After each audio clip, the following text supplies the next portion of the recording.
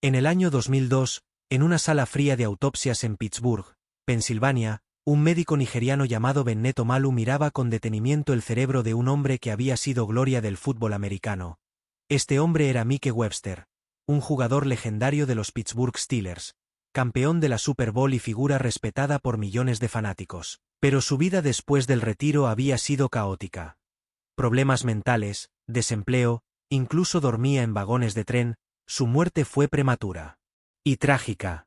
Mientras realizaba la autopsia, Omalu notó algo extraño. El tejido cerebral no mostraba signos normales de envejecimiento, sino una estructura alterada, como si hubiera sido moldeada por años de golpes internos. Intrigado, el médico decidió investigar más a fondo. Era la primera vez que veía ese patrón en alguien sin antecedentes familiares de demencia o Alzheimer. Nació así una pregunta que lo cambiaría todo. ¿Podría el fútbol americano estar causando daños irreversibles al cerebro de sus jugadores?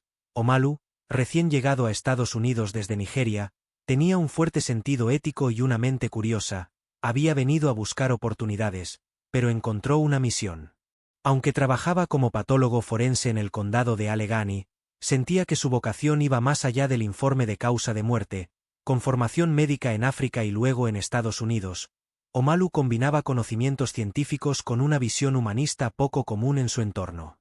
El caso de Mike Webster no era solo un trabajo más. Era el inicio de una investigación que enfrentaría a un médico desconocido contra uno de los imperios deportivos más poderosos del mundo. Las preguntas surgían rápidamente. ¿Cuántos otros jugadores habían muerto con síntomas similares? ¿Nadie antes había encontrado esta conexión? Decidido a descubrir la verdad, Omalu comenzó a revisar historiales médicos, hablar con familiares y estudiar otros casos. Pronto se dio cuenta de que no estaba solo en aquella búsqueda. Tenía aliados en el laboratorio, aunque muchos preferían mantenerse al margen. El camino no sería fácil, pero el doctor sabía que, si callaba, estaría traicionando su juramento hipocrático. Así inició una historia real que llegaría a las pantallas del cine y dividiría al mundo del deporte: la revelación de la encefalopatía traumática crónica. Tras la autopsia de Mike Webster, el doctor Bennet Omalu no podía sacudirse de la mente aquella imagen. Un cerebro joven con marcas de deterioro inexplicable. Decidido a no dejar cabos sueltos, el médico comenzó a revisar los estudios médicos disponibles sobre exjugadores de fútbol americano, buscando patrones similares al caso que tenía entre manos. Encontró historias preocupantes: depresión severa, cambios de personalidad, olvido repentino, conductas violentas y hasta intentos de suicidio. Todo ello en atletas que habían dedicado su vida al deporte más popular de Estados Unidos. Pero no había una explicación clara ni oficial sobre por qué tantos de ellos terminaban así. Eran casos aislados, según las autoridades médicas del momento. Omalu no se conformaba. Con paciencia de investigador y rigor científico, solicitó acceso a otros cerebros de exjugadores fallecidos para comparar tejidos y analizar posibles anomalías. Pronto obtuvo su segunda muestra: el cerebro de Andre Waters, exjugador de los Philadelphia Eagles, fallecido a los 44 años tras una vida marcada por crisis emocionales y decisiones irracionales. Lo que encontró fue inquietante: una estructura cerebral muy similar a la de Webster, como si ambos hubieran sido víctimas de una misma enfermedad sin nombre aún. Usando técnicas avanzadas de coloración y microscopía, Omalu logró identificar una proteína llamada tau acumulada en ciertas áreas del cerebro, algo típico de enfermedades neurodegenerativas como el Alzheimer. Sin embargo, lo que veía no era exactamente Alzheimer ni Parkinson, sino algo nuevo, desconocido hasta entonces en el ámbito médico. El doctor bautizó la enfermedad como encefalopatía traumática crónica, etc., haciendo énfasis en que era causada por múltiples traumatismos craneales repetidos durante la carrera deportiva. Publicó sus hallazgos en una revista científica reconocida, esperando que el mundo médico reaccionara con interés y preocupación. Pero, lejos de recibir apoyo, Omalu se enfrentó al silencio incómodo de muchos colegas y a la negación directa de instituciones ligadas al fútbol americano. La NFL, la liga más poderosa del deporte estadounidense, no tardó en enterarse del estudio, y desde entonces, el camino del doctor nigeriano se volvió aún más complicado. Mientras él creía que estaba ayudando a salvar vidas futuras, muchos veían su trabajo como una amenaza para la integridad financiera y reputacional de una industria multimillonaria. Así comenzó una batalla silenciosa entre la ciencia y el poder, donde cada descubrimiento del Dr. Omalu sería recibido con resistencia, cuestionamiento y presiones externas. Después del primer estudio publicado sobre la etcétera, el Dr. Bennett Omalu esperaba que la comunidad médica y deportiva reaccionara con interés, tal vez preocupación, incluso gratitud. Pero lo que recibió fue una mezcla de indiferencia, escepticismo, y en algunos casos, abierta hostilidad por parte de instituciones poderosas que veían su descubrimiento como una amenaza. La NFL, liga multimillonaria y símbolo del deporte estadounidense, no tardó en tomar posición. Minimizar, cuestionar, y si era posible, hacer desaparecer los hallazgos del médico nigeriano. Algunos colegas le aconsejaron que abandonara el tema, que se concentrara en otros casos menos polémicos, que no valía la pena enfrentarse a gigantes, pero Omalu, hijo de una Nigeria marcada por la guerra civil y criado entre dificultades extremas, no estaba acostumbrado a rendirse ante obstáculos.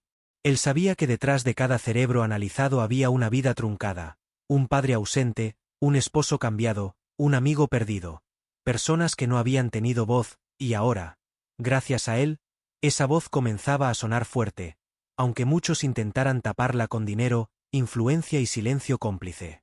En ese momento, el doctor decidió buscar aliados fuera del mundo académico tradicional, acercándose a periodistas, activistas y familiares de exjugadores fallecidos. Con ellos encontró respaldo humano, historias reales y motivación para seguir adelante, incluso cuando las puertas se cerraban una tras otra. Uno de esos aliados fue el neurólogo Julian Bayles, experto en traumatismos cerebrales, quien reconoció la importancia del descubrimiento y apoyó a Omalu públicamente. Junto a Bayles y otros investigadores independientes, el doctor ampliaría su estudio, analizando más cerebros y documentando con mayor detalle los efectos devastadores de la etcétera. Pero mientras más avanzaba en su investigación, más evidente se hacía que no solo estaba revelando una enfermedad, sino poniendo en entredicho la seguridad misma del fútbol americano. ¿Cómo explicarle al público que el deporte más querido de Estados Unidos también podía ser uno de los más peligrosos para la salud cerebral? Era una pregunta incómoda, y por eso, para muchos, debía mantenerse en el silencio, a medida que el Dr. Bennett Omalu profundizaba en sus investigaciones sobre la encefalopatía traumática crónica, etc., más claro se hacía que su descubrimiento no solo era científico, sino también político. No se trataba únicamente de una enfermedad nueva, sino de un problema estructural en uno de los deportes más emblemáticos y lucrativos del mundo. El fútbol americano profesional, la NFL, con ingresos anuales superiores a los $1.000 millones, tenía todo el interés del mundo en mantener oculto cualquier vínculo entre el juego y daños cerebrales permanentes. Comenzaron las presiones encubiertas, desde cuestionamientos científicos hasta intentos de desacreditar su trabajo pasando por advertencias veladas de sus superiores directos. Algunos colegas le advirtieron que seguir ese camino podría costarle su carrera médica, su estabilidad económica y hasta su seguridad personal. Pero Omalu, quien había nacido en Nigeria durante la Guerra Civil de Biafra, conocía bien el miedo, y había aprendido a no dejarse dominar por él. Para él, revelar la verdad no era solo una cuestión profesional, sino moral. Había jurado ayudar a la humanidad antes de hacerle daño, y ahora más que nunca sentía que estaba cumpliendo su deber. Con el apoyo del neurólogo Julian Bayles y del abogado Christopher Nowinski, activista por la seguridad en los deportes de contacto, Omalu decidió llevar su mensaje más allá de las revistas médicas. Organizaron conferencias, contactaron medios independientes y comenzaron a reunirse con familias de jugadores fallecidos que habían vivido en carne propia los efectos devastadores de la etcétera. Esas familias contaban historias escalofriantes. Padres que ya no reconocían a sus hijos, esposas que veían a sus maridos transformarse en personas violentas y confusas, amigos que perdían a sus compañeros en la flor de la vida. Cada testimonio reforzaba la importancia de lo que Omalu había encontrado, pero también aumentaba la presión sobre él. Ya no era solo un médico investigador, sino un portavoz de víctimas invisibles. Mientras tanto, la NFL seguía negando cualquier relación entre el fútbol y la enfermedad cerebral, financiando estudios propios que contradecían los hallazgos del doctor nigeriano. Pero la verdad, aunque tardara en salir a la luz, siempre encuentra caminos para hacerse visible, y Omalu, sin saberlo aún, estaba a punto de convertirse en el rostro de esa verdad. Pronto, su historia dejaría las salas de autopsia para saltar a las páginas de los periódicos, los titulares de televisión, y finalmente, a las pantallas de cine de todo el mundo. Luego de años de investigación, autopsias y estudios médicos, el trabajo del Dr. Bennet Omalu dejó de ser solo un tema académico para convertirse en noticia de portada.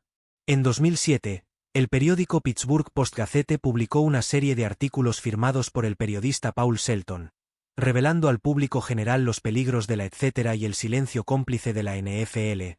Por primera vez, millones de personas comenzaban a enterarse de que detrás de los cascos, las victorias y los récords, había un costo oculto: la salud cerebral de los jugadores. Las historias eran conmovedoras. Exjugadores que no podían recordar sus propios nombres, padres que no reconocían a sus hijos, familias deshechas por decisiones irracionales y comportamientos violentos sin explicación aparente. Pero más allá de los testimonios, había datos científicos sólidos respaldando la teoría de Omalu, lo cual hacía imposible ignorar su descubrimiento por más tiempo. La reacción de la NFL fue inmediata: negación, cuestionamiento científico y presiones sobre las instituciones que habían respaldado al médico nigeriano. Se formó una especie de muro invisible entre la ciencia y el poder deportivo, donde cada palabra del Dr. Omalu era revisada, criticada y, en algunos casos, tergiversada para minimizar su impacto. Aún así, el movimiento ya estaba en marcha. Periodistas independientes, activistas de salud pública y fanáticos del fútbol americano comenzaron a preguntarse si estaban apoyando un deporte que ponía en riesgo la vida de sus héroes. Algunos equipos universitarios empezaron a cambiar protocolos médicos, mientras otros padres reconsideraban permitir que sus hijos jugaran fútbol americano en niveles juveniles. La sociedad, poco a poco, iba tomando conciencia de que el precio del espectáculo podía ser demasiado alto para quienes lo protagonizaban. Mientras tanto, Omalu seguía recibiendo amenazas veladas, comentarios hostiles en redes sociales y críticas desde instituciones ligadas al deporte. Sin embargo, también comenzaba a recibir mensajes de apoyo de todo el país. Familiares de exjugadores, médicos jóvenes interesados en su trabajo y hasta veteranos del ejército que veían en él un defensor de la verdad. Cada mensaje era una confirmación de que su voz no estaba sola, de que había gente dispuesta a escuchar, a aprender y quizás a cambiar las reglas del juego. Y aunque aún estaba lejos de ver cambios profundos en la estructura del fútbol americano, Omalu sabía que había logrado algo crucial: romper el silencio. Ahora, el mundo sabía que detrás del gladiador invencible podía esconderse un hombre vulnerable, herido por el mismo deporte que lo había hecho famoso. A medida que los informes sobre la etcétera se volvían más conocidos, el silencio inicial de la NFL comenzó a ser sustituido por una respuesta cada vez más organizada y defensiva.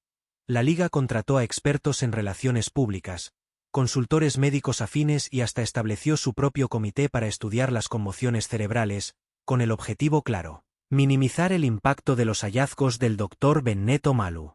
Este comité, llamado Comité de Seguridad del Jugador, fue presentado ante la opinión pública como un esfuerzo serio por proteger a los atletas, pero detrás de cámaras cerradas sus conclusiones frecuentemente contradecían lo que la ciencia independiente ya había demostrado. Mientras tanto, el doctor nigeriano continuaba recibiendo presiones cada vez más directas, desde advertencias amables hasta intentos de cortejarlo con ofertas laborales que parecían más bien sobornos encubiertos. Pero Omalu no estaba interesado en dinero ni en reconocimientos vacíos. Su motivación era clara: proteger vidas y evitar que más jugadores terminaran como Mike Webster o Andre Waters. El apoyo comenzó a llegar desde lugares inesperados. Médicos jóvenes empezaron a citar su trabajo en conferencias internacionales. Investigadores europeos mostraron interés en replicar sus estudios para validar su teoría. Lo que había comenzado como una autopsia solitaria en Pittsburgh ahora se convertía en un tema global que ponía en tela de juicio décadas de cultura deportiva en Estados Unidos. Algunos exjugadores, al enterarse de los riesgos reales asociados al fútbol americano, decidieron hablar públicamente. Comenzaron a surgir testimonios impactantes. Hombres que habían sido héroes en el campo de juego y ahora luchaban por recordar su propia historia personal. Estos testimonios humanos daban rostro a la enfermedad, convirtiendo un problema médico en una causa social. Las familias de estos jugadores también salieron a la luz, contando cómo sus vidas habían cambiado por completo tras la retirada del deporte. En ese contexto, el abogado Christopher Nowinski se convertiría en uno de los aliados más valiosos del Dr. Omalu, ayudando a conectar a científicos, víctimas y medios de comunicación en una red activa de concientización. Juntos, Impulsaron la creación del Centro para el Estudio del Trauma Cerebral en Atletas, una institución independiente dedicada a investigar los efectos a largo plazo de los golpes repetidos en la cabeza. Allí se reunirían datos, cerebros donados por familiares y testimonios que respaldarían aún más la existencia de la etcétera como una condición real y grave. Y aunque la NFL seguía negando abiertamente cualquier relación entre el fútbol y la enfermedad cerebral, dentro de la liga algunos ejecutivos y entrenadores comenzaban a preocuparse seriamente por el futuro del deporte. ¿Cómo continuar promoviendo un juego si cada touchdown podía estar sembrando las semillas de una enfermedad degenerativa? Pronto, la conversación dejaría de ser solo científica o médica para convertirse en judicial, política y cultural. Y eso marcaría un nuevo capítulo en la batalla del Dr. Omalu contra el sistema, a mediados de los años 2010. El silencio que por tanto tiempo había rodeado al tema de las lesiones cerebrales en jugadores de fútbol americano comenzó a romperse con fuerza. Ahora era la justicia quien escuchaba.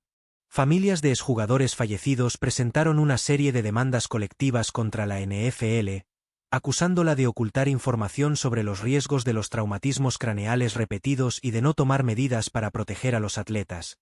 Estas acciones legales no solo buscaban compensación económica, sino también responsabilidades claras y cambios estructurales en cómo se manejaba la seguridad cerebral dentro del deporte profesional. En el centro de estas demandas estaba el trabajo del Dr. Bennet Omalu, cuyos estudios, artículos científicos y testimonios médicos se convirtieron en pruebas clave en los juicios. Por primera vez, un médico desconocido y nacido en Nigeria estaba ayudando a construir un caso legal contra uno de los imperios deportivos más poderosos del mundo. Las audiencias judiciales se llenaron de historias conmovedoras. Esposas que habían perdido a sus maridos por suicidio, hijos que ya no reconocían a sus padres, entrenadores que admitían haber ignorado síntomas claros de conmoción cerebral por miedo a perder un partido importante. La presión aumentaba, y con ella, la visibilidad de la etcétera. Ahora no era solo un tema médico ni periodístico, era un asunto legal y político. Legisladores de varios estados comenzaron a proponer leyes para regular mejor el fútbol juvenil, exigiendo protocolos más estrictos ante sospechas de conmociones cerebrales y obligaciones de educación médica para entrenadores y padres. En Washington, D.C., congresistas y senadores discutían públicamente si el modelo actual del fútbol americano era sostenible sin poner en riesgo la salud de miles de jóvenes que lo practicaban cada semana. Mientras esto sucedía, Omalu seguía trabajando en Pittsburgh, aunque ya no podía evitar sentirse observado. Periodistas lo buscaban constantemente, universidades le ofrecían conferencias magistrales y organizaciones internacionales lo invitaban a hablar sobre ética médica y corrupción institucional. Pero él sabía que detrás de toda esa atención había algo más profundo. Una sociedad que empezaba a preguntarse si estaba apoyando un deporte construido sobre una mentira. Y detrás de esa mentira, había vidas truncadas, familias rotas y un sistema que prefirió hacer la vista gorda antes que cambiar. La batalla legal continuaría durante meses, pero algo ya no podía revertirse. El mundo sabía la verdad. Y aunque muchos querían seguir negándola, otros estaban dispuestos a pelear porque nunca más volviera a ocultarse. Pronto, esa historia real llegaría a millones de hogares, no solo a través de los tribunales, sino también a través del cine, la televisión y los libros. En un principio, el Dr. Bennet Omalu nunca imaginó que su historia saldría de las salas de autopsia y llegaría a Hollywood. Pero eso fue exactamente lo que sucedió. La creciente visibilidad de sus descubrimientos sobre la etcétera atrajo la atención de escritores, productores y actores interesados en contar su lucha contra un sistema poderoso que prefirió ocultar la verdad detrás del fútbol americano.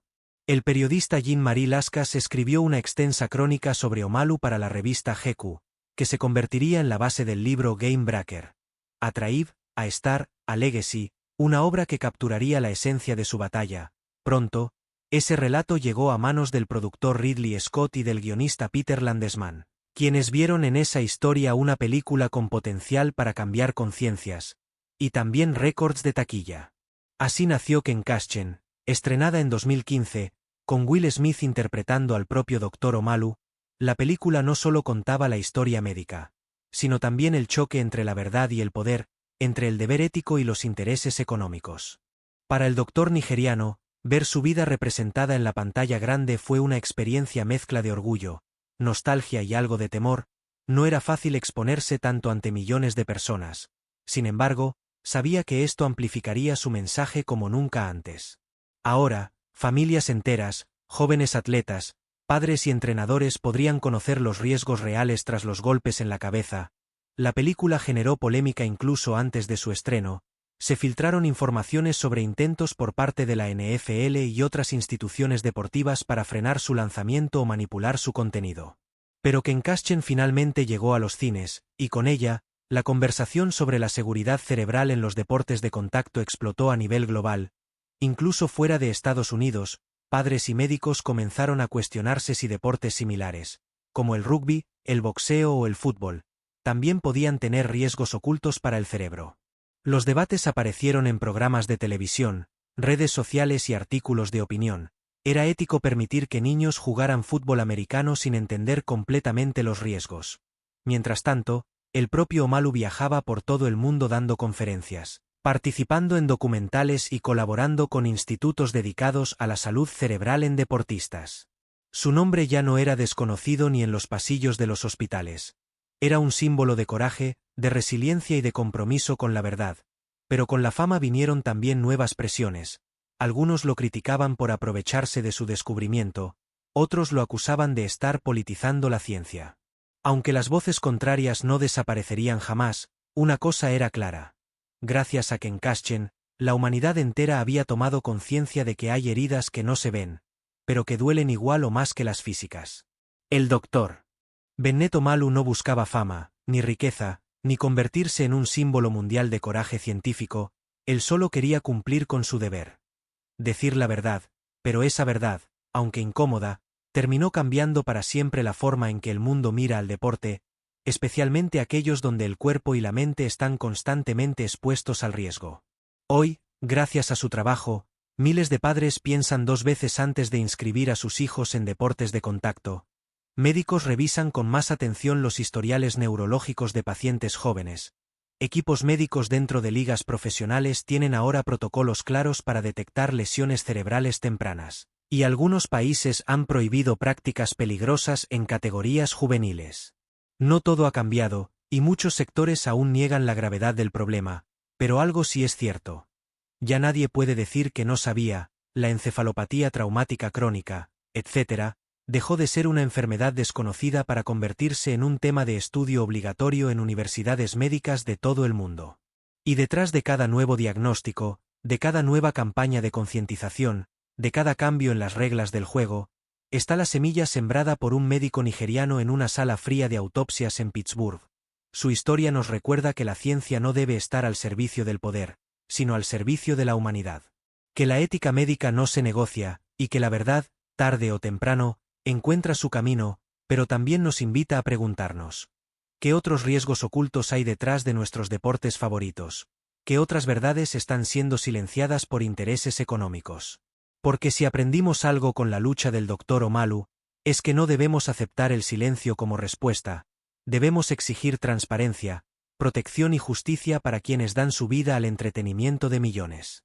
Aunque él haya comenzado solo, hoy son millones las voces que piden un deporte más seguro, más humano y más responsable, y ese cambio no es solo cosa de médicos o legisladores, es cosa de todos nosotros, fanáticos, padres, entrenadores, jugadores y hasta espectadores casuales.